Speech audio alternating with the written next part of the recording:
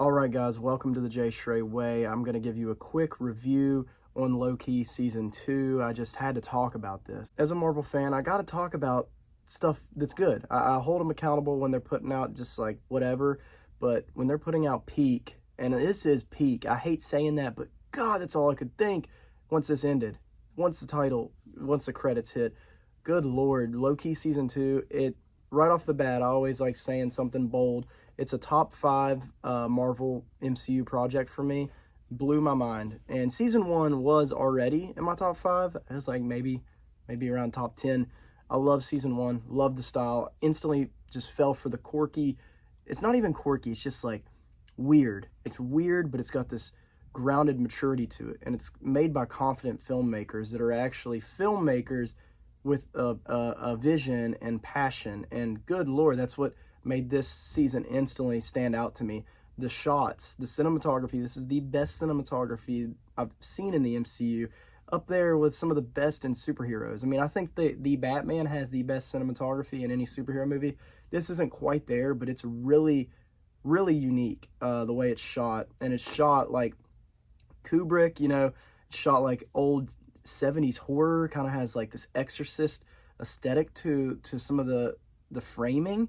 They have these long shots from like another room, and it's people in 2 rooms away or another room away, and it's slowly zooming into them talking, and they're having a private conversation. You just feel this impending doom from so much of the context of what's going on here, and it's all with the subtext. It's not all being said, it's just felt. They say it a few times to make you understand what the stakes are, and then as the season goes on, there's a little bit of fun to be had. There's some good humor every now and then, some good banter with the characters that's fun, but overall there's just this dread, this existential dread, and it's so brilliantly captured by the filmmaking, by the cinematography, by the score.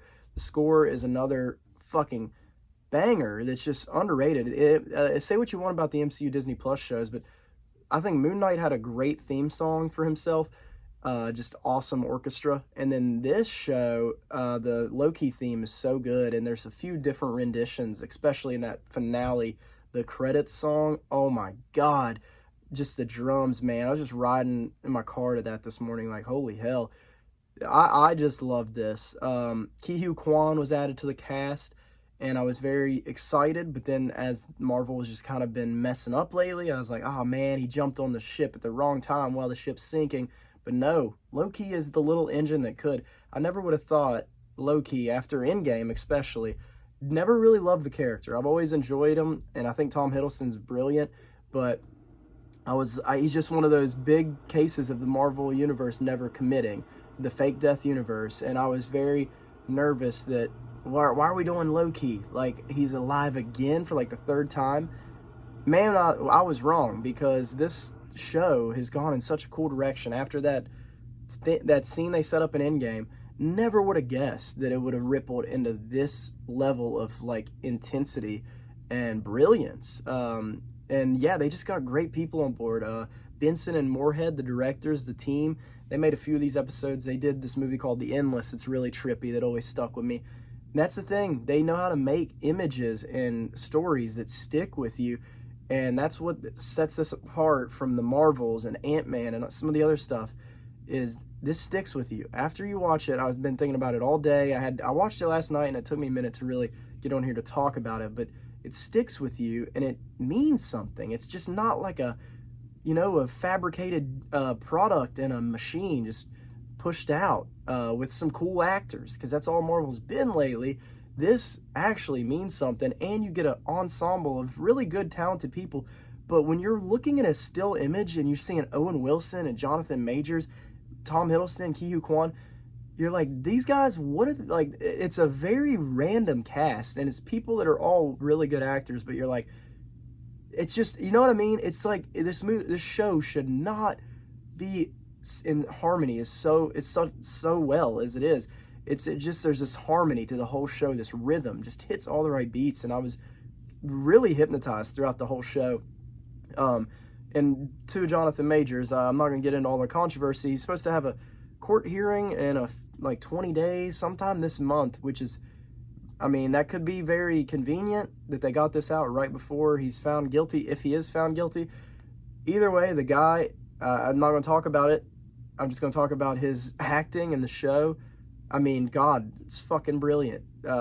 It makes me want Kang to continue to be the villain. And they end it in a way, I'm going to do mild spoilers if I hadn't said it, I apologize. They end it in a way where it could be the end of Kang, the way that Loki takes over He Who Remains chair and he becomes He Who Remains. He replaces him. Such a brilliant poetic ending, glorious purpose. They named the first episode and the final episode of the entire show Glorious Purpose. Awesome. And this is, they confirmed they're not doing a season 3. We might see Loki and Mobius again and Kang again. But like I said, they set this up really brilliantly to where if Majors is not going to come back, this is an ending that's really good. And also, I feel like not enough people are keeping up to even know all the stuff that happened with Kang, and people that didn't watch this show or Ant-Man. So like, they could just do Doom and people probably won't notice. I don't want them to do that though. I want to see the rest of the storyline. I was very just on board with what Majors did here. The episode 2 and 3 are the weakest, and 3 is the one, they're really good because they got that solid filmmaking, but they're side quest. And 3 is a really important side quest because they're going to capture Victor Timely, and it takes a minute to adjust to Major's performance with the stutter, all that. I was like, oh man, what are we doing? It could have been goofy, but with an actor like this, you got to trust him, and he fucking delivered something really good because there's this underlining fear the whole time he's in the scene that he is going to be a snake and turn, or he's going to say one wrong thing, and it's like, oh shit, he knows this is all supposed to happen. And it makes you on edge, but you also really want to hug the guy and protect him. It's brilliant, and it's all done through Major's acting, but also, I mean, the whole production's great. They film it in such a way that makes you a little nervous. So yeah, Majors and Ke Huy Quan really are incredible. Ke Huy Quan is a very important MCU character now. I hope we see him again. And then Mobius, wow. I mean, Mobius is like one of my favorite MCU characters now. It's official. He's just the best guy, and we all loved him after season 1. You get the jet ski moment, and it's not what you think. He's like on a display jet ski, but I like that even more.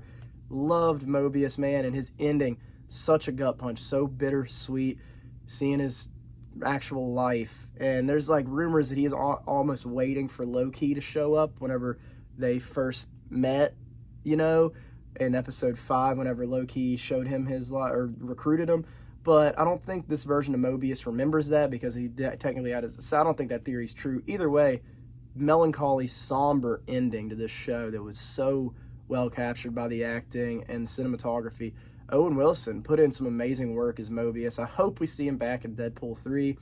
It's just crazy. And the main thing that makes this show great, it's not Flash. You're not like the hero of the Flash, but it's not flashy. You're not going to watch this for fights. There's not even like there might be one fight scene in this show.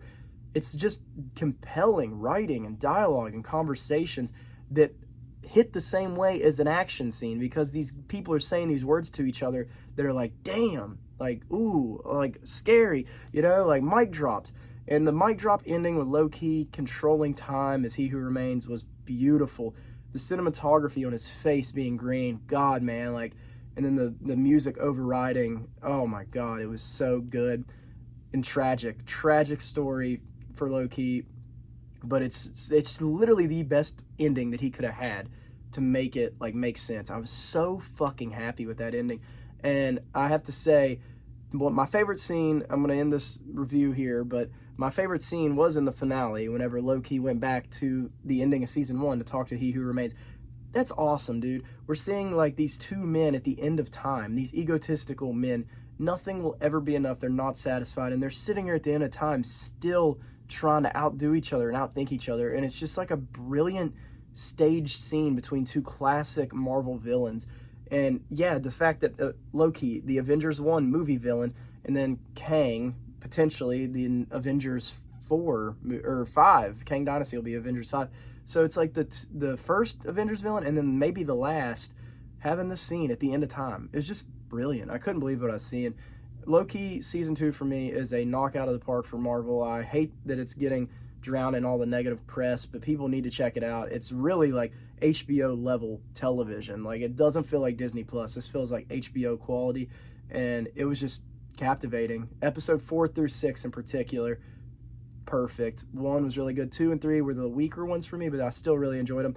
Overall, I'll give this show like I'm going to say like 4.9 out of 5, 4.8 around there, like just right under perfect for me. This is one of my favorite MCU projects to date. I thought it meant something and it was powerful. It's the Jay Stray Way. Thanks for hanging out with me, guys. That's my reaction for Loki Season 2. What did you guys think?